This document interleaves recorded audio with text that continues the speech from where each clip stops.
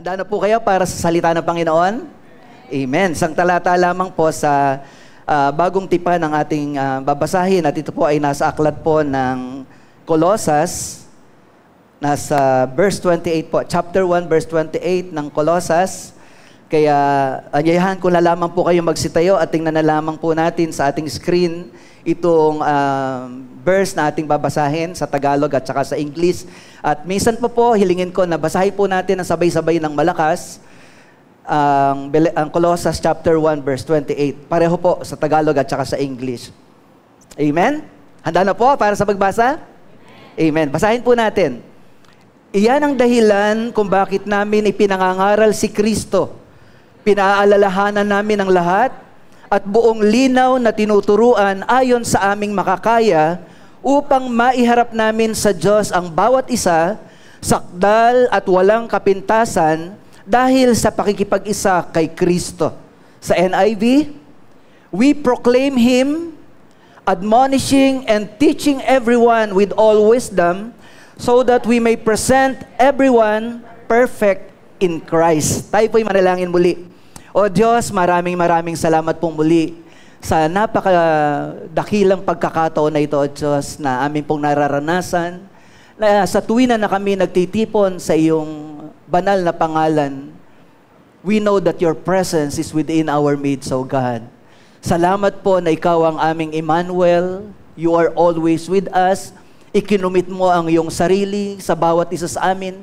Sinabi mo po nga sa iyong salita, and lo, I am with you always, even to the end of the ages. Salamat, O Diyos, na ang pagsama mo sa amin ay lagi po naming mararanasan. At anuman ang aming mga sitwasyon, hindi mo kami iwanan, hindi mo kami pababayaan.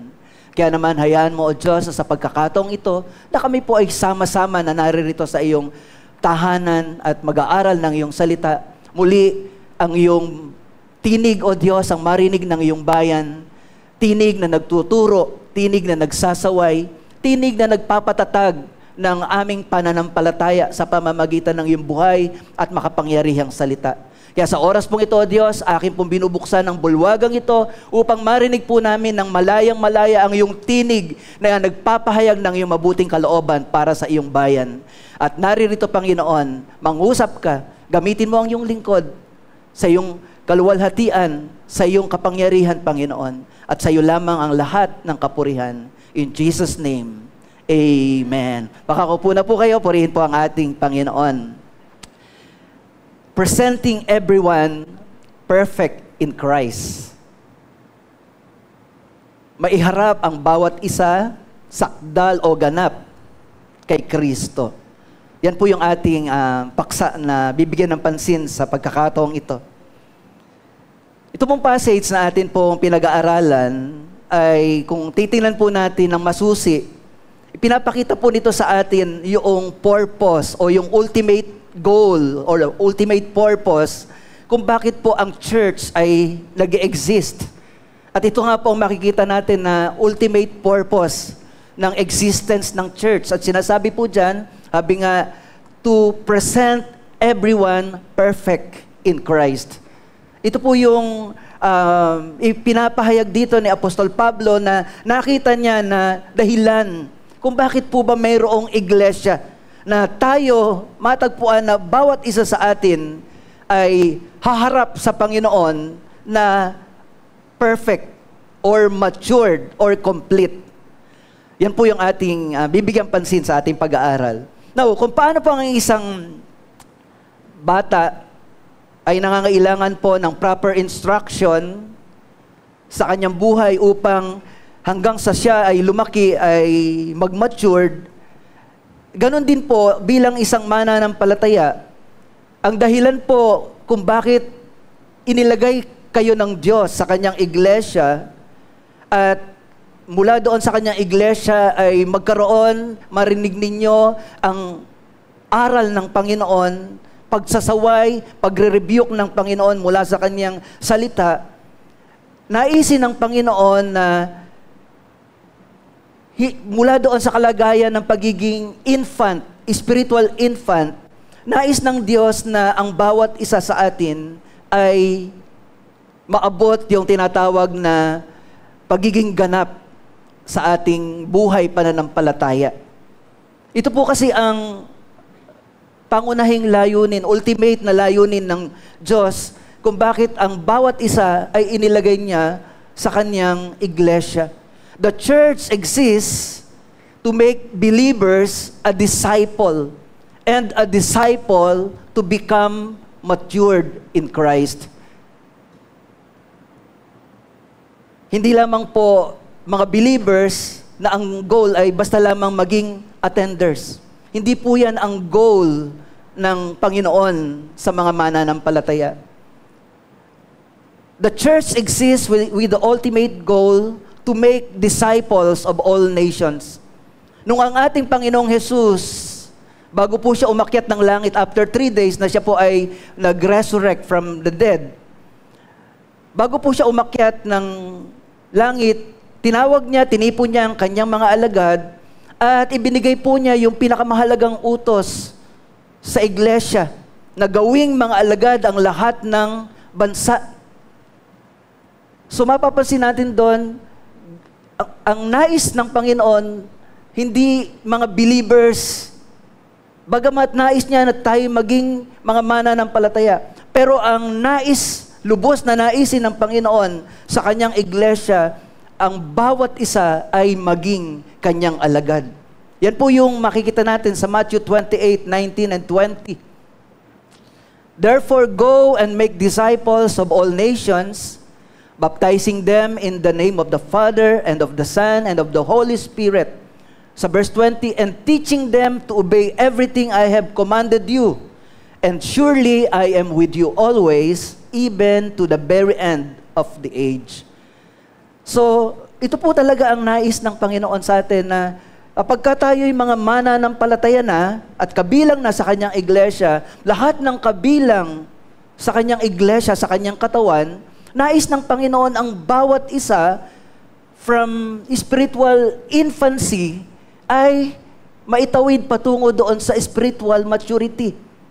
Yun ang nais ng Panginoon. Kaya yun ang iniutos niya sa mga alagad. Humayo upang gawing mga alagad ang lahat ng bansa. So, disciples are followers of Christ. Ang isang mananampalataya, pagkatapos niya maging mananampalataya o the moment that he receives Christ in his life, ano ang kasunod? Dapat ay piliin niya na patuloy na sumunod sa Panginoon. At yung pagiging tagasunod ng Panginoon, doon na nag-start yung pagiging disciple. Sapagkat ang disciple ay isang tagasunod ng Panginoon, nabubuhay para sa Panginoon, nabubuhay ayon sa aral ng Panginoon. Yan po ang disciple. So disciples are the followers of the Lord who advance God's kingdom by proclaiming Jesus and His gospel. So kailan po nagsisimula na ang isang mananampalataya ay maging disciple? A believer becomes a disciple of the Lord when he starts obeying the commands of the Lord. So ito po yung makikita natin. Ikaw ay nagsisimulang maging alagad ng Panginoon kapag tinanggap mo ang Panginoon at ipinamumuhay mo na ang kanyang aral. Yun po yung disciple, tagasunod ng Panginoon. At dito po sa binasa nating bahagi ng banal na kasulatan, parang inulit lang ni Apostle Paul itong ibinilin ng Panginoon. Na dito, sa ating binasang passage, kaya nga sabi, yan ang dahilan kung bakit namin ipinangangaral si Jesus.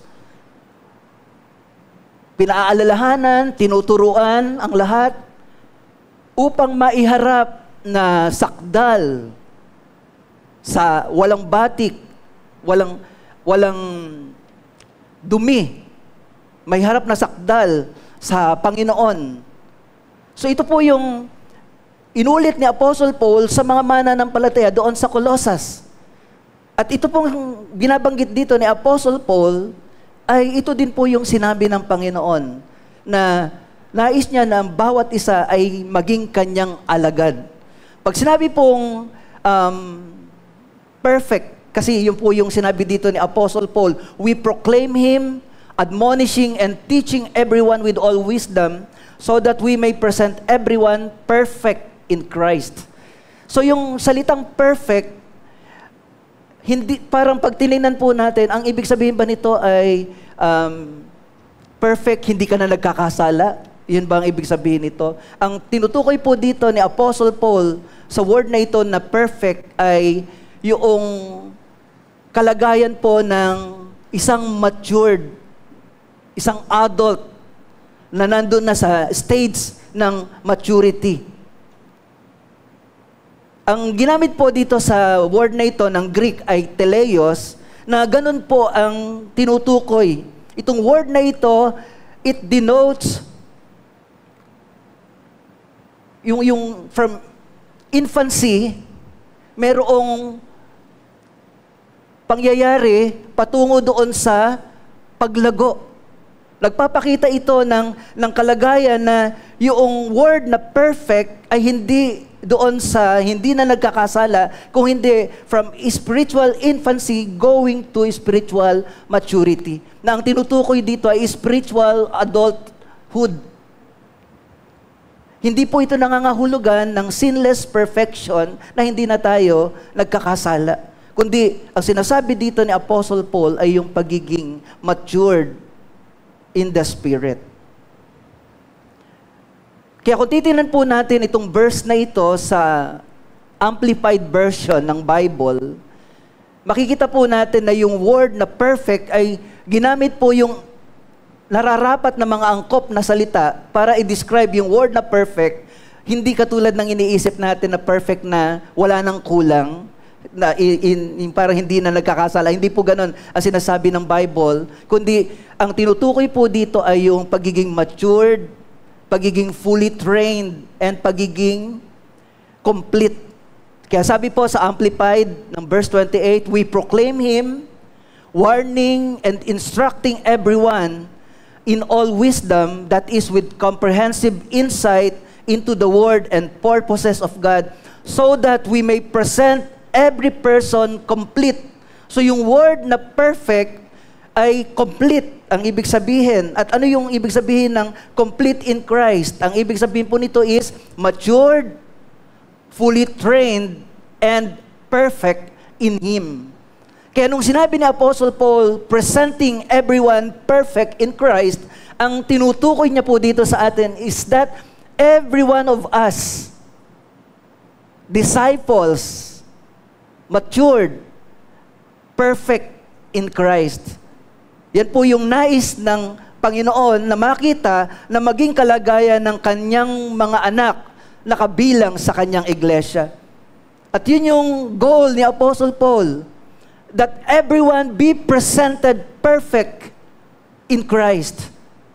Na kung paanong tayo pinasimulan ng Panginoon ang mabuting gawa sa buhay ng bawat isa sa atin, haharap tayo sa Panginoon, yung pinasimulan niya mabuting gawa, siya rin ang tatapos. Kasi ang perfection na tinanggap natin ay galing sa Panginoon.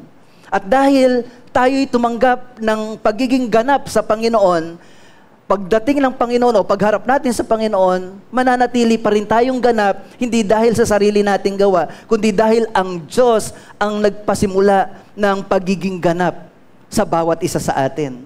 Kaya kung iniligtas tayo ng Panginoon at inilagay sa kanyang iglesia, yung pagiging ligtas na yan, patungo doon sa spiritual maturity. So, naging perfect tayo positionally, perfect dahil nilinis na tayo ng Panginoon, at perfect din tayong haharap sa Panginoon, matured in the Spirit, dahil sa ating pananatili sa kalooban ng Panginoon. Kaya yan po yung nais ni Apostle Paul na makita nating lahat na nais ng Diyos na mangyari sa ating mga buhay. Hindi lamang ang mananampalataya ay sapat na maging attender. Hindi yan po ang plano ng Diyos sa inyong buhay. Ang plano ng Diyos sa inyong buhay, kayo po ay maging ganap sa Kanya. Ngayon ang tanong, paano po tayo mag-transition from spiritual infancy patungo po doon sa spiritual maturity. Kasi yun ang goal, sabi ni Apostle Paul, to present everyone perfect in Christ. So paano po natin ito gagawin? At yan po ang isinasakatuparan ng church. Kaya ang tanong, how do we as a church present everyone perfect in Christ? So meron pong mga stages yan para tayo ay mag-transition from spiritual infancy patungo po doon sa pagiging matured na nais ng Panginoon. So simulan po natin. Ano po ang una? Ang una po dyan ay, puro ay naman po ito, 4 na ay. So ang una po ay identification. Ang ibig sabihin po nitong identification is, ito po yung moment na ang isang sinner, ina-identify niya yung kanyang sarili as a believer of Christ. So to believe in the Lord Jesus Christ, ito po yung una. Kaya nga po, sabi ni Apostle Paul sa verse 28, yung unang bahagi, sabi niya, iyan ang dahilan kung bakit namin ipinapangaral si Kristo. So kaya merong preaching, una, lahat tayo, hindi pa tayo mananampalataya, pero narinig natin ang pangangaral ng kaligtasan. Para saan? Upang makita natin na tayo ay mga makasalanan at kailangan natin ang Panginoong Hesus. At kung tayo ay nanalig sa Panginoong Hesus, tayo ay kanyang anak. So, merong identification. At ang pagiging perfect, hindi po natin yan magagawa sa ating sarili. Kailangan po natin ng kaugnayan sa ating Panginoong Hesus. At kapag tayo ay mayroon ng kaugnayan sa ating Panginoong Hesus, nagkakaroon na tayo ng bagong identity. Kaya nga 2 Corinthians chapter 5 verse 17, ang sino mang nakipag-isa kay Kristo ay isa ng bagong nilalang. Wala na yung kanyang dating pagkatao, lahat ay pawang bago na. So meron na tayong bagong identity in Christ. So yung bagong identity na yan po yung simula. At yung ating identity, pagkakilala natin sa Panginoon, nasa katayuan naman tayo ng tinatawag na spiritual infancy. Bata pa po tayo sa ating pananampalataya. Pero perfect na tayo. Yun po yung posisyon natin sa harapan ng Diyos. We are already perfect. Pero yung stature, sanggol pa sa pananampalataya. Kaya sabi po ng Hebrews chapter 10 verse 14, sa makatuwid sa pamamagitan ng isa lamang paghahandog, ay kanyang pinapaging banal magpakailanman ang mga nililinis niya. Sa NIV, because by one sacrifice, He has made perfect forever. So ginawa niyang banal, magpakailanman, ang lahat ng nakikipag-isa sa Kanya. Kaya positionally, dahil sa ating pananampalataya sa Panginoon, nagkaroon tayo ng bagong identity in Christ. At yung identity na yon, tayo po ay bago ng nilalang, tayo po ay anak na ng Diyos. At ang sabi, we are perfect forever. At ang pagiging perfect na ito ay hindi po sa physical, na perfect yung katawang physical, na wala ng kapintasan, na dahil, ako'y nakipag-isa na kay Kristo, ako'y bago na nilalang, perfect na ako. Na para bang pag tinignan ka, sasabihin mo sa sarili mo, ay, wala akong kapintasan kasi perfect ako. Hindi po physical ang tinutukoy dyan. Na dahil perfect ka na, ang idea mo, ay, hindi ka natatanda, hindi nakukulubot ang kutis ko. Kasi nga, perfect na ako sa Panginoon, nanalig ako eh. Hindi po physical ang tinutukoy dito. At hindi rin po ito sa character na dahil tayo perfect, ay hindi na tayo magkukumit ng kasalanan. Hindi po ito yung sinasabi dito na ibig sabihin ng pagiging perfect. Ang tinutukoy dito, pansinin niyo po, sa pamamagitan ng isa lamang paghahandog. So ang focus is yung ginawa ni Kristo na paghahandog. Hindi yung ating sarili ang tinutukoy, kundi yung kamatayan ni Kristo. At yung kamatayan ni Kristo, yun ang nagbigay sa atin ng perfection. At dahil doon sa kamatayan ni Kristo, inalis na yung guilt forever. Wala na po tayong guilt. Di ba, minsan, meron tayong kasalanang nagagawa na nakikita ng tao, nahihiya tayo dahil nakagawa tayo ng kasalanan.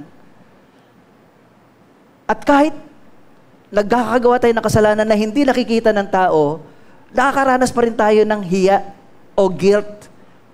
Kasi yun po yung effect ng sin.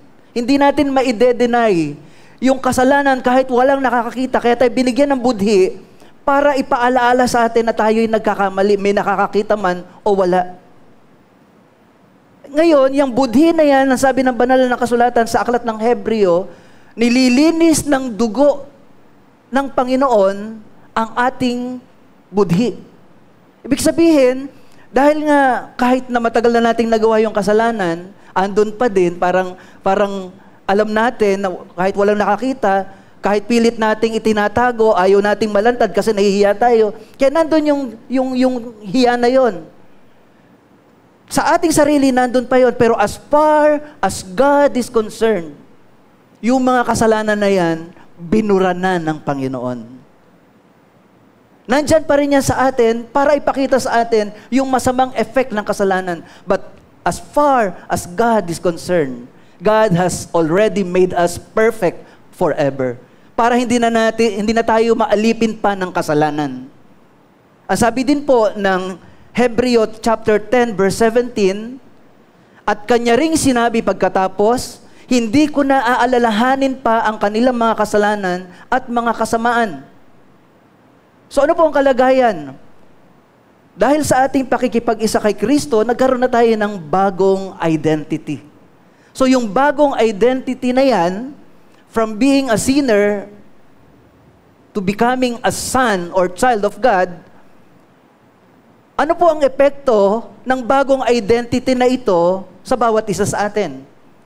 So dapat itong bagong identity na ito na tinaglay natin, ito na yung gagamitin nating panglakad sa ating buhay.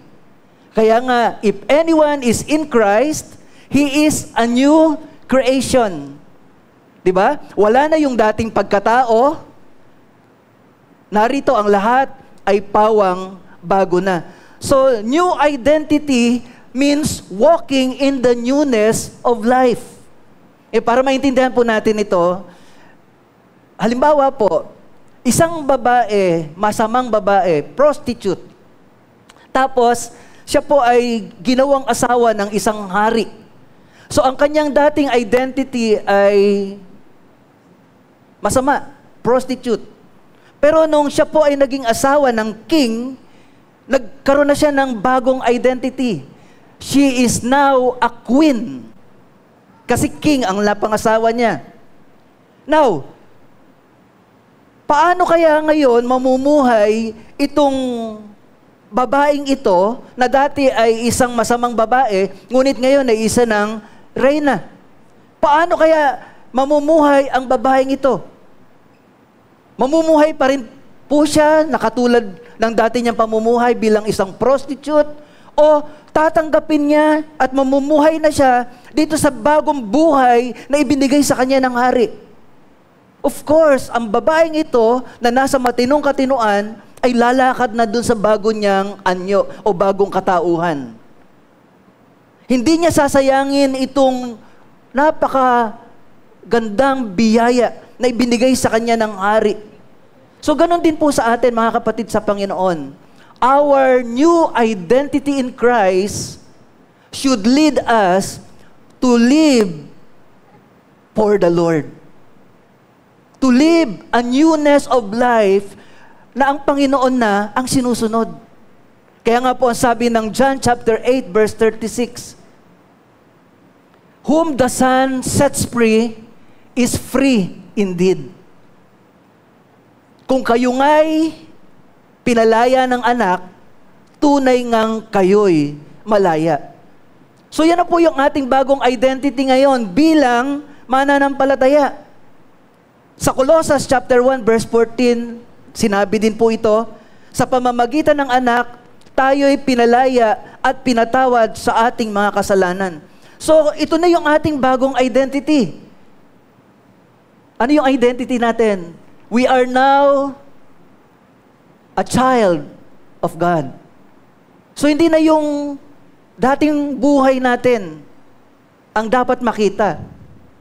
Ngayon, paano namumuhay ang isang malaya, ang isang tao na mayroong bagong identity in Christ? Paano natin ipinamumuhay yung ating kalayaan? Well, of course, malaya na tayong sundin at paglingkuran ng ating buhay na Diyos. Ibig sabihin, hindi po tayo napipilitan o hindi lamang obligasyon o responsibilidad ang ginagawa natin. Alam natin na ito ay isang kagalakan natin. Malaya natin itong ginagawa sapagkat iniligtas tayo ng ating Panginoon. Kaya pinaglilingkuran natin siya. Dapat maging maliwanag po sa atin yon na because of our new identity, meron na tayo ngayong kalayaan para piliin na sundin ang Panginoon sa ating mga buhay. Diyan po nagsimula yung ating spiritual infancy. Being a new believer in Christ, tinuturuan tayong sumunod sa kalooban ng Panginoon. So malaya na nating susundin ang kalooban ng Diyos, malaya natin siyang paglilingkuran. Sila Sweet po, actually si Sweet at saka si Jean, pero si Sweet po nung I think siguro mga 12 or 13 years old or siguro medyo bata-bata pa. Nagpapatotoo po si Sweet doon sa mga kabataan na pinangungunahan niya. Hindi niya alam, nandun ako papalapit ako. At ito yung narinig ko na sinasabi niya doon sa mga kabataan. Huwag niyong isipin na kaya kami ni Jean naglilingkod sa Panginoon, kaya kami laging nasa church, kasi pinipilit kami ni Mami kasi si Daddy pastor. Sabi niya, kaya kami naglilingkod sa Panginoon ni Jean, sinakita namin ang kabutihan ng Diyos sa aming pamilya. Kaya kami mismo nagpasya na maglingkod sa Panginoon. Hindi niya alam na nandun ako sa likuran habang nagpapatotoo siya ng ganon. Hinintay ko talagang matapos yung sinasabi niya bago ako lumapit sa kanila. Pero habang pinakikinggan ko yun, ninanamnam ko, ang sarap ng pakiramdam bilang isang magulang na bata pa po siya noon, 13, nasa grade school pa lang siguro. Pero ang pakiramdam ko, tagumpay na ako sa aking anak. Alam niyo kung bakit? Kasi nga, bilang isang ama ng tahanan, bilang pastor, ang kasiyahan ko ay makita na nasa maayos siyang kalagayan, hindi lamang sa physical, hindi lamang sa financial, kundi lalong higit sa spiritual. Kaya nung marinig ko po yun, kampante, napaka-confident ko sa Panginoon na parang nausal ko sa Panginoon, Lord, salamat. Ano na ako, contented na ako. Kasi yung aking mga anak ay maayos na ang kanilang position sa harapan mo. So alam nila yung kanilang identity. At mula doon sa identity na yon, alam nila kung paano silang kumikilos. Kasi pwede po na ang gagawin nga naman nila, kasi si Daddy Pastor, kaya, Jean, si Daddy Pastor, tandaan mo kaya kailangan ganito gawin natin, ganito. Hindi ako ang kanilang motivation. Ang decision nila na sumunod sa Panginoon ay dahil kilala nila ang Diyos sa kanilang mga buhay. Ganon din po tayo, mga kapatid. Doon sa pagkakilala natin sa Panginoon, pagsisimula ng pagkakilala natin sa Panginoon, ito yung nagli-lead sa atin para lumakad sa kalooban ng Diyos. Kailangan maging klaro sa bawat isa sa atin yun na there is a time in our lives na nagpasya tayo na sumunod sa Panginoon at mula doon sa bagong identity na yon, alam mo na yun ang nagbago ng buhay mo.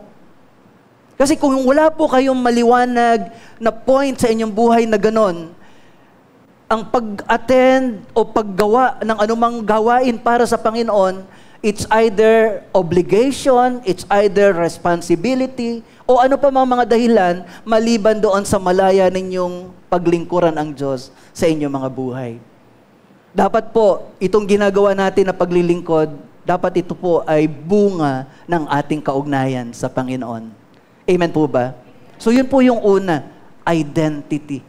At binigyan na po tayo ng Panginoon ng bagong identity. We are a child of God. Tayo yung mga anak ng Diyos. At bilang mga anak ng Diyos, pinaglilingkuran dapat natin ng ating Diyos Ama. Amen po ba? Pangalawa po ay yung inclusion. Puro letter I po ito. Ang ibig sabihin naman po nito is to belong to the body of Christ or His church. After ng isang mananampalataya, kinilala ang Panginoong Yesus, ang kalagayan ng isang mananampalataya para lumago ay kailangang maging kabilang siya ng pamilya ng Diyos. So to be able to present everyone perfect in Christ, it is inevitable o hindi maaaring maiwasan ng isang mananampalataya ay hindi maging bahagi o kabilang sa katawan ni Kristo malibang yung tao na yon ay namatay after na siya manampalataya. Katulad nung nakapako, hindi na siya naging kabilang ng church kasi namatay na siya after na manampalataya sa Panginoon. Pero ang isang mananampalataya na isinilang spiritually, ang kasunod na kabahagi ng kanyang buhay ay maging kabilang sa pamilya ng Diyos, spiritual family, at yan ang church. Kaya binibilang, isinasama ang isang ipinapanganak sa espiritu, inilalagay sa isang bagong community, spiritual community. Hindi po ito ordinaryong community. Ito po ay spiritual family na kung saan sa pamamagitan po ng church, ito po ang nagdadala sa inyo upang kayo po ay akayin sa paglago sa pananampalataya. Kaya nga sabi ni Apostle Paul, to present everyone perfect in Christ. Pero paano niya yung ginagawa? Preaching Christ, admonishing one another, teaching it. So makikita natin na doon sa tahanan ng Panginoon, mayroong mga instructions, mayroong mga pag-aaral ng salita ng Diyos. Anong purpose? To present everyone perfect in Christ. Kaya ito po yung pangalawa na hakbang upang ang isang mananampalataya ay madala patungo doon sa pagiging perfect in Christ. That is to be included in the family of God. Tingnan niyo po, napakahalaga po kasi ng nakakonect. Alam niyo po ba na kapag ka po naputulan tayo ng bahagi ng katawan sa aksidente, tapos yung naputol na yon ay ikinabit agad. Yung bahagi na yon, dahil nakakonect, tutubo pa rin yon. Tutubo pa din yon. Kasi nakakabit siya dun sa katawan. Pero yung isang bahagi ng katawan na naputol at dahil nahiwalay, hindi na ikinabit, alam niyo kung ano mangyayari dun sa bahagi na yon? Unti-unti, mabubulok. And later on, kahit ano pang kabit ang gawin doon, hindi na po pwedeng maikabit pa kasi bulok na. Now, ganun din po sa church. Kaya lahat ng ipinapanganak spiritually, inilalagay agad, ikinakabit agad sa pamilya ng Diyos. Kasi we belong to each other. We need each other. At kapag ka tayo ay sama-sama, pinagsusugpong-sugpong, pinag-uugnay-ugnay, we grow together. Amen po ba? Kaya ang isang mananampalataya, yun po yung kasunod na hakbang na kanyang dapat na ginagawa bilang isang mananampalataya. To be a part of his spiritual family, which is the church. Kaya, hindi ko po maisip mula sa salita ng Panginoon para sa isang mananampalataya na ayaw ang church. Wala siya sa lubos na kalooban ng Diyos. Kasi the church is the body of Christ.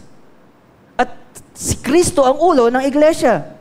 Kaya kung ang isang tao nagsasabi, siya'y mananampalataya, pero ayaw niya makasama, ayaw niya madugtong sa katawan ng Panginoon na si Kristo ang ulo, something is wrong with his profession of his faith.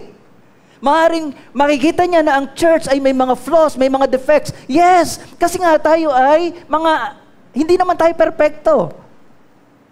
Pero kung yun ang kanyang reason para hindi siya sumama sa church, then nadidisip siya ng kaaway. Bakit?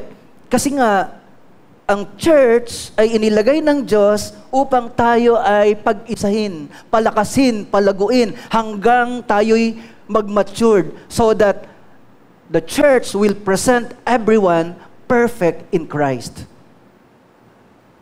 Kaya sa atin pong manual, kung makikita nyo po, meron po tayong nakalagay po dyan na bahagi ng pagiging kabilang sa iglesia. Yan po ay nasa Efeso chapter 2 verse 19, sa makatwid, hindi na kayo dayuhan o taga-ibang bansa, kundi kababayan ng mga hinirang ng Diyos at kabilang sa kanyang sambahayan. So lahat ng mga nananampalataya ay inilalagay sa pamilya ng Diyos. At mahalaga ang katotohanan ito.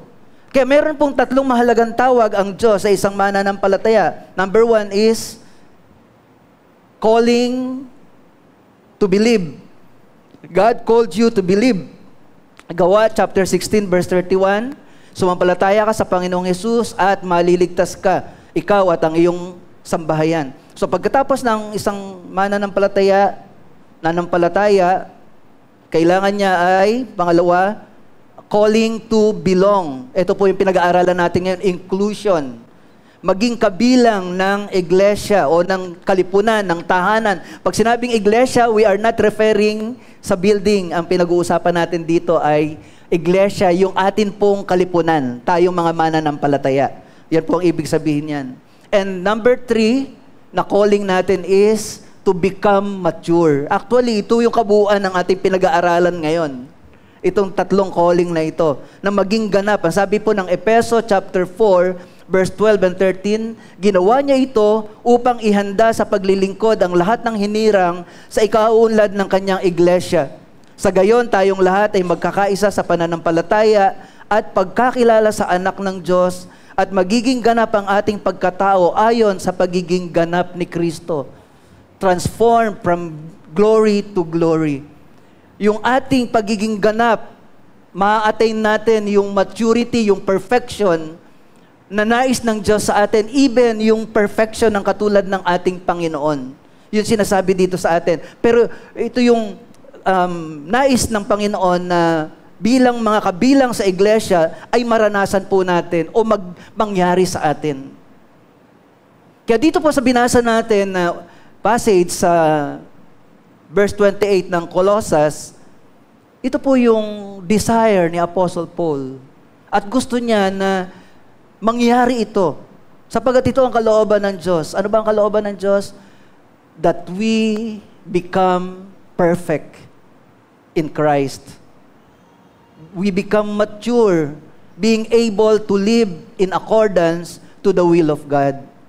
Kaya, pangalawa po, inclusion or belonging to the body of Christ.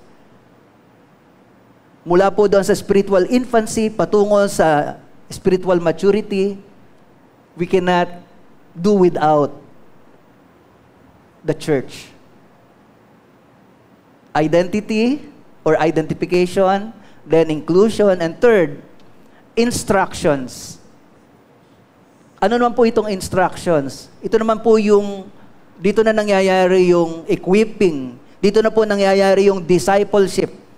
Kaya sabi ni Apostle Paul, preaching Christ, admonishing and teaching everyone with all wisdom. Kaya kung mapapansin ninyo po, napakahalaga na sa gawain ng Diyos ang pangangaral ng salita ng Diyos.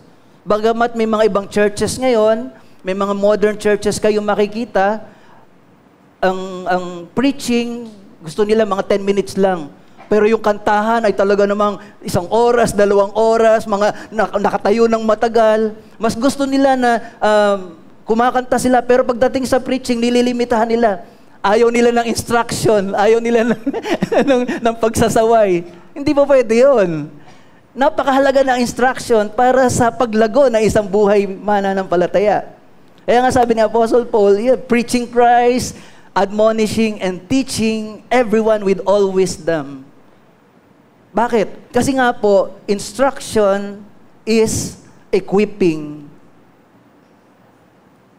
Instruction has something to do with training. Pagsasanay at paghahanda upang ang mga mananampalataya ay maging matatag na lingkod ng Diyos, bihasa at sanay sa pakikibaka sa pamamagitan ng mga aral ng Panginoon. Hindi tayo makatatawid patungo sa spiritual maturity kung hindi natin alam gamitin ang mga tools na ibinibigay ng Diyos sa atin upang tayo ay maging matatag sa mga pakikipagdigma.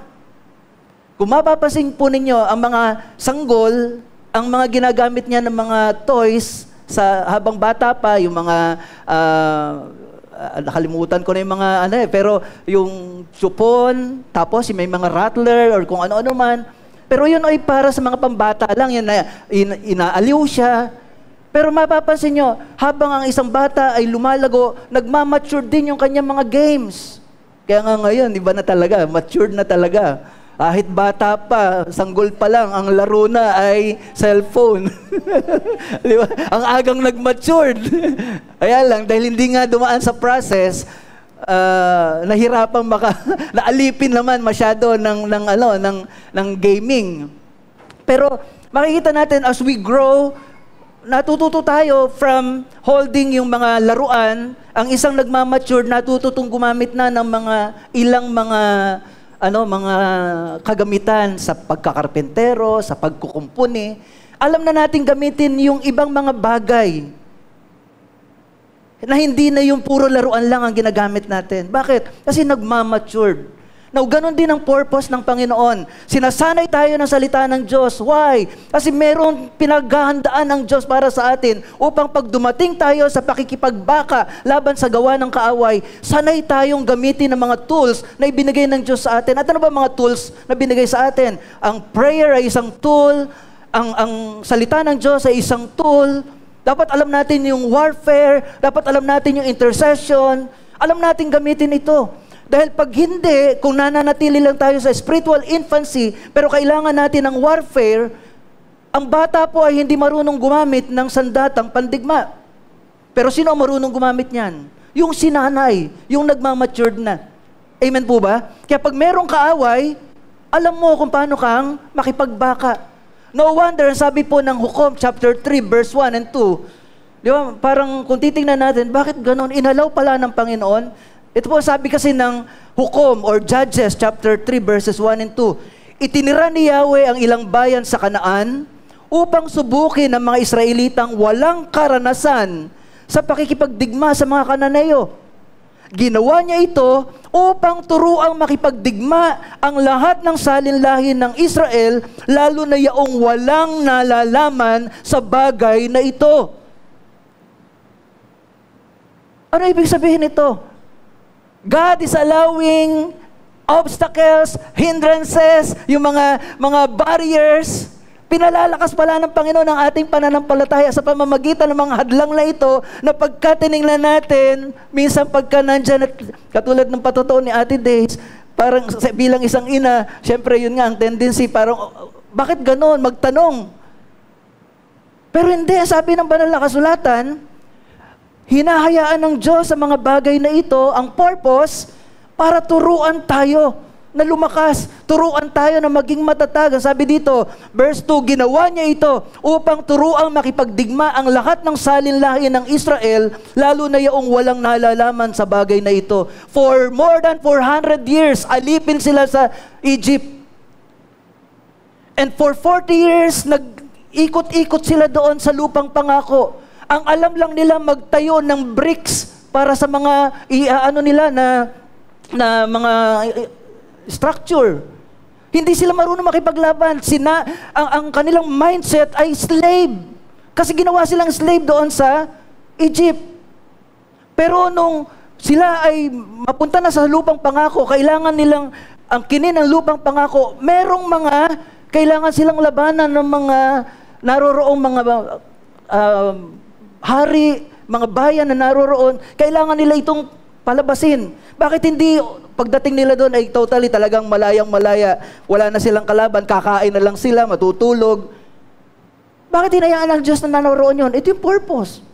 upang turuan ng mga Israelita na matutong makipaglaban. Mga kapatid sa Panginoon, ganun din ang bawat isa sa atin. Ini-instruct tayo ng Panginoon mula sa Kanyang salita upang matuto tayo makipagbaka laban sa kaaway. Ngunit ito po ang nagiging problema, mga kapatid sa Panginoon. From spiritual infancy going to maturity, marami po ay hindi nakakatawid papunta sa maturity. Why?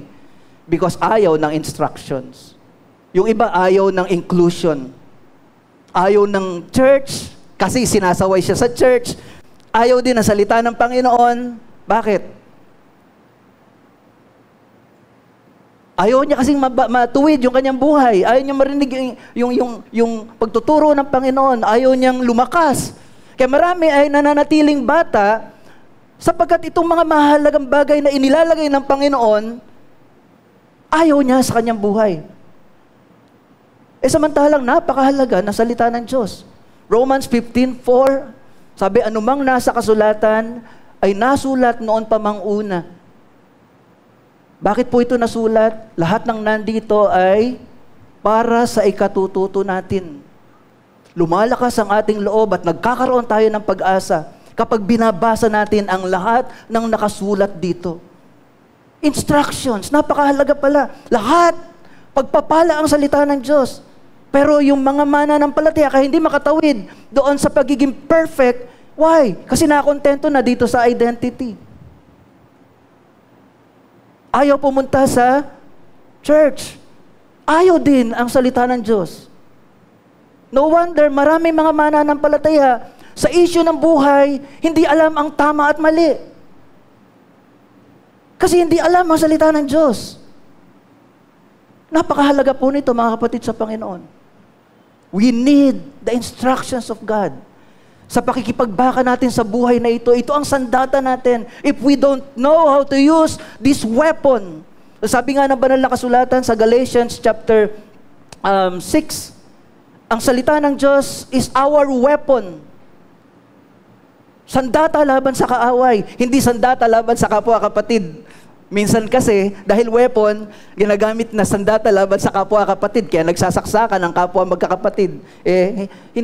Hindi tayo ang dapat nag-aaway-away. Itong weapon na to ay dapat nating ginagamit laban sa kaaway. Kaya ano mangyayari? Kung hindi natin binabasa ang salita ng Diyos, marami ay discouraged. Sapagkat ang pangako ng banal na kasulatan, lumalakas ang ating loob, nagkakaroon tayo ng pag-asa kapag binabasa natin ang lahat ng mga nakasulat dito. So, bakit maraming mga discouraged na Christians? Tanungin natin, kumusta yung weapon of prayer? Kumusta yung weapon of the Word of God? Ito yung dapat na nagpapalakas sa atin. Luke chapter 18 verse 1, itinuro ng Panginoon na dapat tayong manalangin lagi upang huwag tayong manghinawa. So, kung ayaw natin ng instructions, hindi talaga tayo makakarating sa pagiging perfect in Christ. Ano pa po ang mahalagang makikita natin na purpose kung bakit po kailangan natin ang salita ng Panginoon?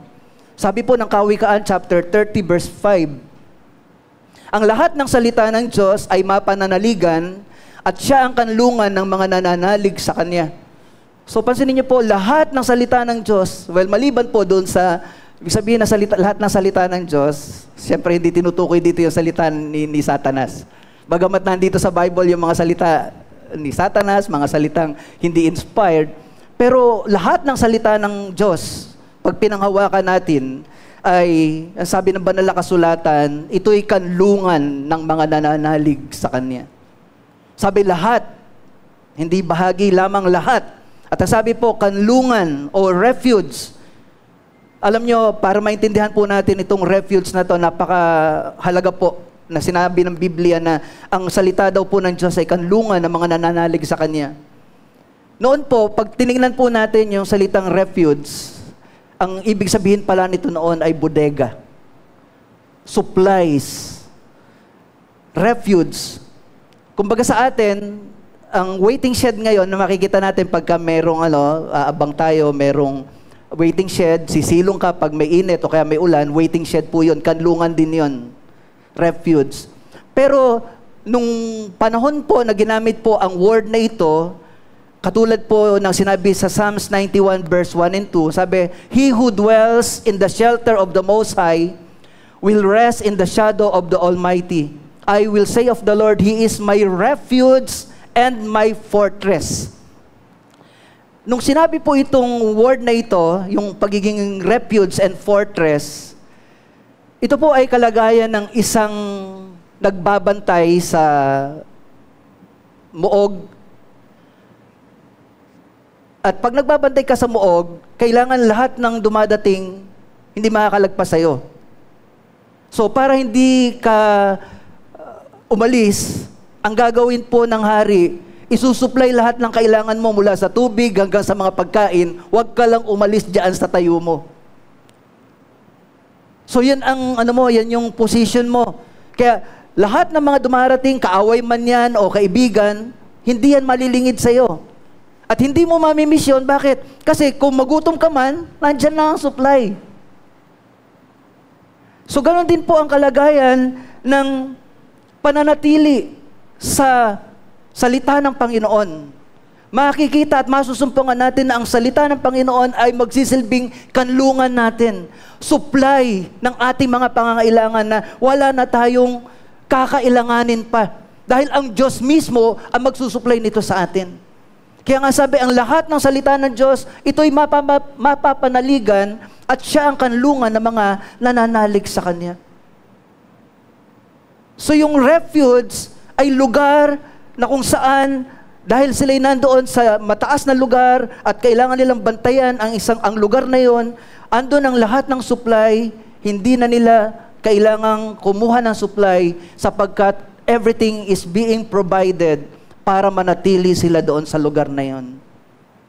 Kaya sabi ng psalmist, siyang naghahangad ng kalinga niyong kataas-taasan o napagkupkop niyong kataas-taasan at nananatili sa kalinga niyong makapangyarihan, makapagsasabi mo og katahanan, ikaw ang aking Diyos, ang Diyos na aking pinagtitiwalaan.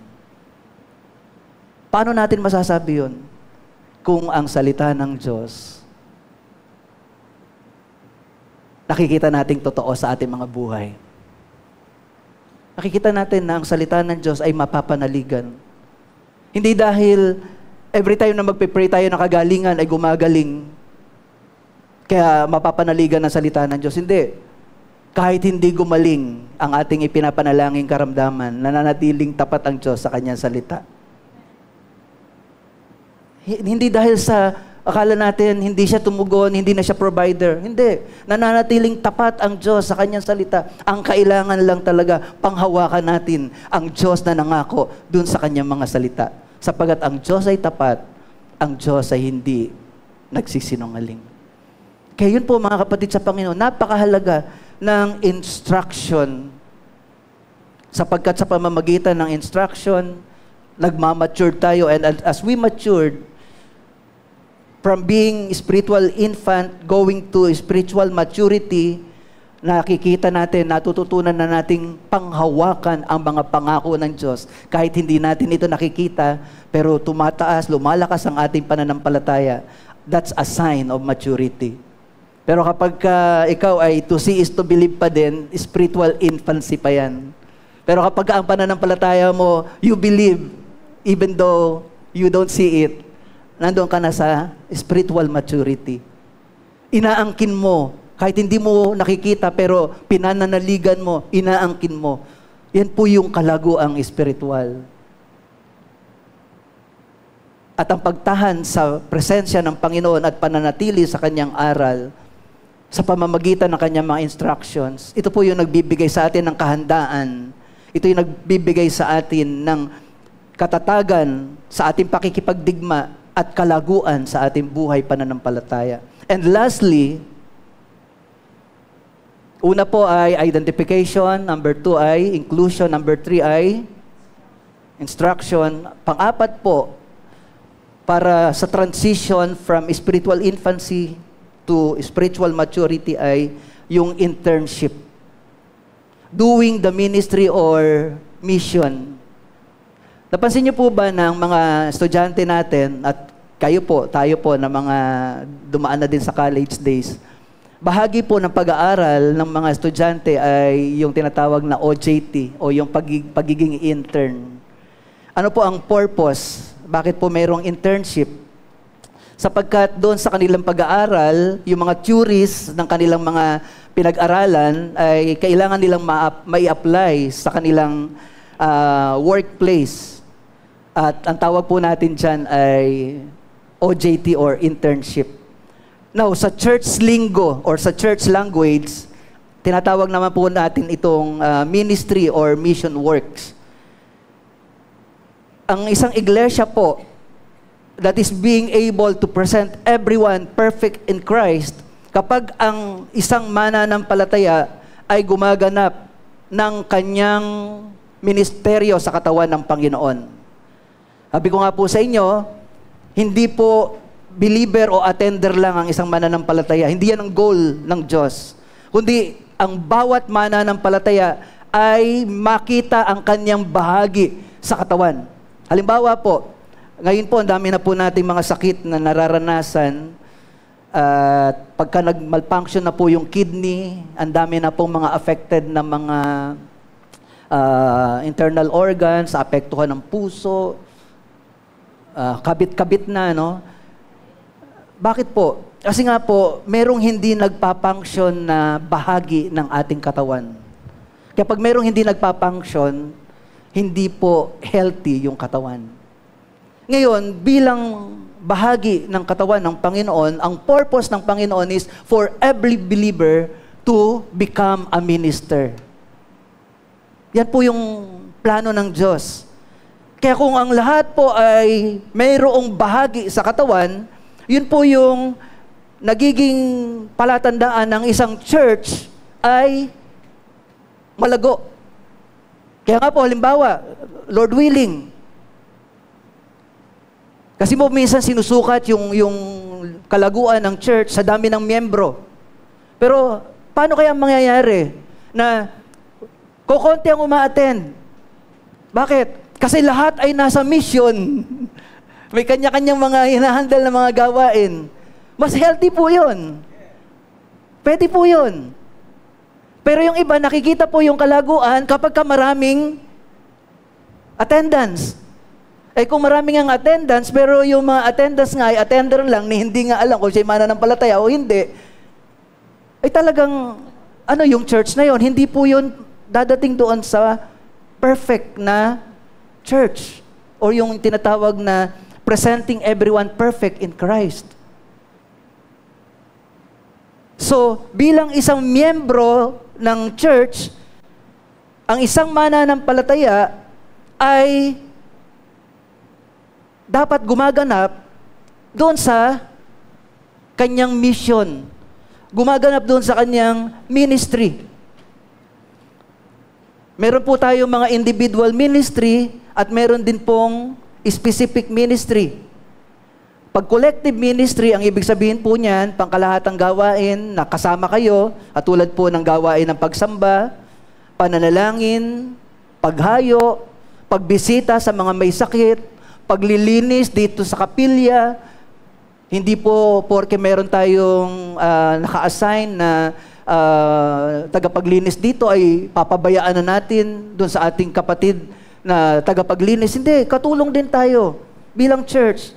Kasi sama-sama tayo, tulong-tulong tayo. So yun po yung tinatawag natin na collective ministry. Tandaan niyo po mga kapatid, ang mga gawain po na inilaan ng church ay lugar po upang ang bawat mananampalataya ay lumago. Hindi po ito mga gawain na ang purpose ng church ay para sa attendance nyo. Kaya po may gawain, ang purpose po niyan, kaya kayo ina-encourage. Kaya pansinin nyo po, kailangan i-announce palagi, ito yung mga gawain. Anong purpose? Hindi po para pa-attend kayo. The purpose is to present you perfect in Christ. Every church program and activities were created. Ito po ay upang bigyan ng lugar ang ministry ng bawat isa. Ang atin pong BU ang atin pong mga prayer meetings, maging yung family day po natin. Ang iba pang mga gawain natin. Lahat po ng ito, mga kapatid, programa na itinadhana ng iglesyang ito para ang bawat isa ay akayin patungo doon sa pagiging malago sa ating Panginoon. Hindi po ito gawain lang ng mga leaders. Andyan po ba kayo? Pero bakit ang mga leaders lang po? O minsan ang mga leaders nga ay wala pa din kahit sa BU. Ngayon po dahil nagkaroon tayo ng problema na from pandemic, nawalan na po yung ating midweek service, yung mga Bible studies natin.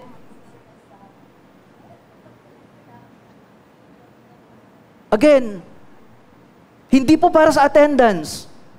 Mas malalim po ang purpose. Bakit mayroong gawain? Minsan, family day, akala natin, kainan lang yon. No. Alam niyo po ba na napakahalaga po ng presence ng bawat isa?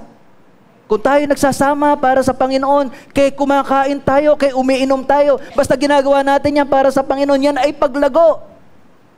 Amen po ba? Eh yung iba sa inyo, nako, family day nga pala ngayon. Makikita ko na naman yung iba, nagmamadali. Alam nyo, ang purpose po ng bawat activities and programs, ipinapanalangin ng mga leaders yan, Lord, ipuin mo yung mga kapatid namin, maging kabahagi dito. Bakit ganun po ang pananalangin? Because we are following the purpose of the church na itinadhana ng Diyos. That is to present everyone perfect in Christ. Na bawat isa sa atin, maiharap, sakdal, ganap sa ating Panginoon. At naisa sa katuparan yan kapag ka ang bawat isa, every member is a minister.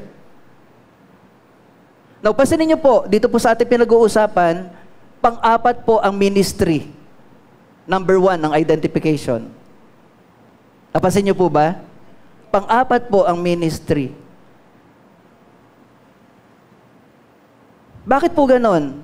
Sapagkat para sa Panginoon, identity comes first before activity.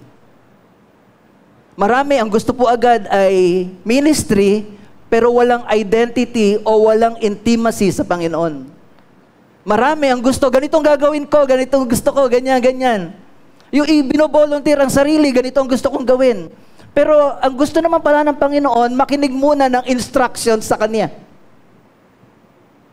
Kung natatandaan niyo po, si Martha at saka si Mary, sila po ang larawan ng activity at saka ng intimacy. Di ba? Si Martha, nung dumating ang Panginoong Jesus, andun siya sa activity agad. Ano yung gagawin niya? Ano yung pe-perform niya? Samantalang itong si Mary, nung dumating ang Panginoong Jesus, andun yung kanyang intimacy. Nasaan siya? Nandun. Kung nasaan ang Panginoon, handa siya makinig sa instruction ng Panginoon. Bago siya gumawa, pakikinggan niya ang instruction ng Panginoon. Samantalang itong si Martha, sapagkat siya'y activity-oriented, gawa agad siya ng gawa. At nung mapagod na, sabi niya, Panginoon, sabihin niyo naman sa aking kapatid, tulungan ako. Sabi naman ng Panginoon, wala naman kasi nagsabi sa iyo na gawin mo yan eh. Ikaw lang man ang nagpapakapagod. Tapos, ngayon, naabalahin mo itong nakikinig sa akin. Parang gano'n, ano? Pero sabi ng Panginoon, Martha, Martha, abalang-abala ka sa marami mga bagay, pero hindi yan ang talagang mahalaga. Kasi para sa Panginoon, identity comes first before activity. Intimacy before performance. At ito po yung tamang kaayusan na nais ng Diyos sa bawat isa sa atin. Ang paglago natin from spiritual infancy into maturity, makikita po yan na habang tumatagal, maaaring minsan katulad din tayo ni Martha na agresibo na gusto nating gawin yung gusto natin, pinuunahan natin ng Diyos, pero later on, isasaayos ng Panginoon yan. Na kapag ka marunong na tayong makinig sa instruction ng Panginoon, and from that instruction, we will know our specific ministry. Kasi mas maganda po na pinakikinggan natin ang sinasabi ng Panginoon kung ano yung dapat nating gawin. Kesa yung ginagawa natin, yung gusto nating gawin, na hindi na natin napapakinggan ng Diyos at hindi pala yun ang pinagagawa niya sa atin. Pero as we grow in our faith, makikita natin that identity comes first before activity and intimacy before performance. Na napakahalaga pala ng pakikinig sa Panginoon at hintayin yung kanyang instruction kung ano yung dapat nating gawin sa kanyang kalooban. That way, we are able to minister ayon sa kalooban ng Panginoon. Why? Because God wants us to do the ministry, to do the mission His way, not our ways. Kaya kung mapapansin nyo, panghuli po ang mission o ministry. Because nais natin na yung ating gagawin ay ayon sa kalooban ng Diyos, hindi ayon sa sarili lang nating gusto. Amen po ba? And that way, kapag sinunod po natin itong sequence na ito, ang church ay ginaganap po yung kalooban ng Diyos na presenting everyone perfect in Christ. That is, making every member a minister. Kaya ngayong umaga, mga kapatid sa Panginoon, again, gusto ko pong linawin, ang mga programa at activity na ginagawa ng church is not for your attendance. It is meant for your growth and maturity. At inaasahan ng Panginoon na kayo'y kabahagi sa mga programang ito. Hindi, bagamat ako bilang inyong pastor, of course, it is my desire that I see you in every activity. Pero hindi po makita ko kayo dahil iniutos ko. Kundi dahil yan ay decision ninyo from your identity with Christ. That being the son or child of God, you are walking in the newness of life. Ano yung newness na yon? Wala na yung dating pagkatao. Malaya na kayong sundin ang kalooban ng Diyos. Malaya na kayong maglingkod sa Panginoon. Hindi dahil sa responsibilidad, hindi dahil inuutusan, hindi dahil napipilitan. Because it is your freedom as His children. Amen? Kaya inaasahan ko po sa kalooban ng Panginoon, itong mga gawain na itinadhana ng church, yung nagnanais na, kung nakikita nyo ang kahalagahan na nais ng Panginoon sa inyong buhay na kayo ay maging matured, magdidesisyon kayo to continue doing the ministry sapagat ito ang nais ng Panginoon, and that is for you to become perfect or mature through these ministries of God. Amen? Amen. Purihin po ang ating Panginoon. Kaya ngayong umaga, babalikan ko po ang paalaala sa atin. Sinabi ni Apostle Paul, he wants everyone to present perfect in Christ. Hindi lamang yun para sa Colossians noon, kundi para po yan sa bawat isa sa atin. At kung alam mo ang iyong kalagayan sa Panginoon na kailangan mo pa na patuloy ng paglago, tingnan mo ang iyong sarili. Nasaan ka doon sa mga stages na ito? Ikaw ba ay nandun pa lamang sa identification?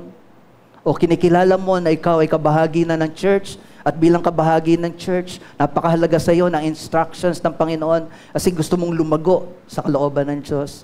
At dahil naririnig mo ang instructions ng Panginoon, naririnig mo, tinatawag ka ng Diyos para mag-ministry.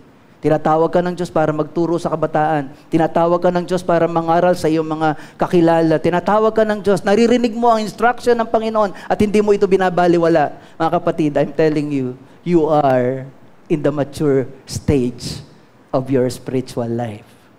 Amen? At bawat isa po sa atin, maabot po natin ito sama-samang paglilingkod natin sa Panginoon. Tayo po'y sandaling manalangin sa Panginoon. Thank you, Lord God. Ang nais ng Diyos sa kanyang iglesia, hindi lamang maging attender o believer. It is the desire of God that each and every one of us be His disciples, matured, a member, a minister,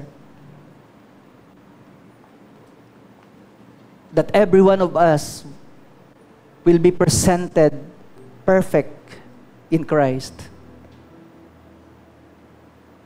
At kailangan natin na makita ang ating mga sarili na naroroon sa kalagayan na mayroong kaugnayan sa Panginoon, tamang kaugnayan sa Panginoon. Ang tamang kaugnayan sa Panginoon ay magre-resulta ng pagpapasya na maging kabilang sa pamilya ng Diyos. Na sa pamilya ng Diyos, nandoon yung paglago. Everyone connected to the body is expected to grow because the body is the body of Christ. At ibinigay ng Panginoon na kanyang Espiritu sa ating paglago. Kasama sa ating paglago is the instructions, kasanayan para sa ating paglakad sa pananampalataya at sa pakikibaka sa kaaway. Kailangang matutunan natin na hawakan ang salita ng Diyos. Individually, kailangan nating maging mga mandirigma. Kailangan natin na matuto na makipagbaka by our own. Sapagkat most of the time, hindi tayo lagi magkakasama. Pero kasama natin lagi ang Panginoon at ang Kanyang salita.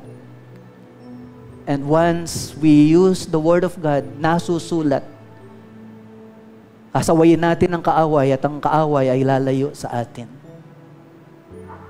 Every member is a minister. Lahat ng bahagi ng programa, ng activity ng church, it is designed for your growth.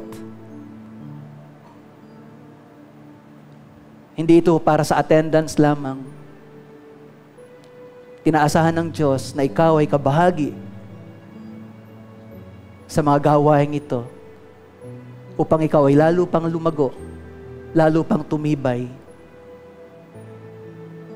The Lord desires intimacy more than activity. The Lord desires identity before activity. Yes, oh God. Lord, narito po ang iyong church.